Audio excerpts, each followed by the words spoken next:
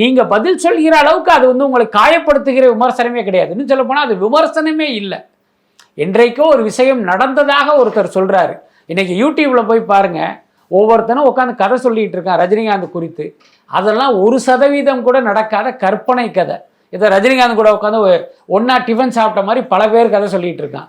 அதுக்கெல்லாமா இவர் வந்து அறிக்கை கொடுத்துருக்காரு, மறுப்பு சொல்லியிருக்காரு. அப்போ இதுக்கு மட்டும் எதுக்கு நீங்கள் அறிக்கை கொடுக்கணும், மறுப்பு சொல்லணும்? ஸோ ரஜினிகாந்த் தன்னுடைய கௌரவத்தை இந்த அறிக்கையின் மூலமாக கெடுத்து கொண்டதாக தான் நான் பார்க்குறேன். இன்னொரு இப்போ நீங்கள் கேட்டீங்க, இந்த இது ஏதாவது ஒரு தாக்கத்தை ஏற்படுத்துச்சா அப்படின்னா ஏற்படுத்தலை. என்னென்னா இப்போ எனக்கு இருக்கிற இதே எண்ணம் தான் மக்களுக்கும் இருக்கும்னு நினைக்கிறேன். ஏன்னா இந்த இதில் வந்து ஒரு நியாயம் இருக்குது அப்படின்னு நினச்சிருந்தா இதை வச்சு மக்கள் வந்து பொங்கியிருப்பாங்க. ஆனால் அந்த மாதிரி எதுவுமே நடக்கலை. இவருக்கு எதுக்கு தேவையில்லாத வேலை அப்படிங்கிற மாதிரி தான் அதையே சொல்கிறாங்க.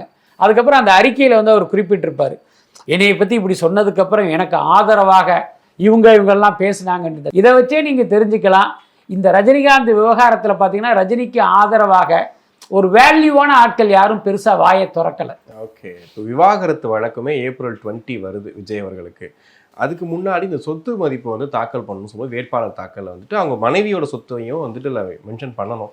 அந்த சமயத்தில் எதுவும் பிரச்சனை வருமானதும் கேட்டுட்டு இருக்காங்க. வேட்புமனு தாக்கல் எதுவும் சிக்கல் வருமா? இதில் ஒன்றும் சிக்கல் ஒன்றும் கிடையாது. ஏன்னா இன்னைக்கு பார்த்தீங்கன்னா ஒருத்தருக்கு சொத்து இருப்பதை யாராலையுமே மறைக்க முடியாது. இன்னைக்கு வந்து சிஸ்டம் வந்து அந்த மாதிரி மாறிடுச்சு. விஜயை பொறுத்த வரைக்கும் அவருக்கு என்ன சொத்து இருக்கோ அது நிச்சயமாக அவர் வந்து கண்டிப்பாக உங்களுக்கு வந்து அந்த வேட்புமனுவில் வந்து அவர் குறிப்பிடுவார். அதில் எந்த மாற்றமே இல்லை. அதில் மகனுக்கு என்ன இருக்குது, மகளுக்கு என்ன இருக்குங்கிறதையும் அவர் சொல்லுவார். இப்போ உள்ள கேள்வி என்ன அப்படின்னா, இப்போ மனைவி வந்து இவர்களோட இன்னும் இருக்காங்க, ஆனால் விவாகரத்தை நோக்கி அது போகுது. ஆனாலும் விவாகரத்து கிடைக்கும் வரை இவருடைய மனைவி தான் அவர்.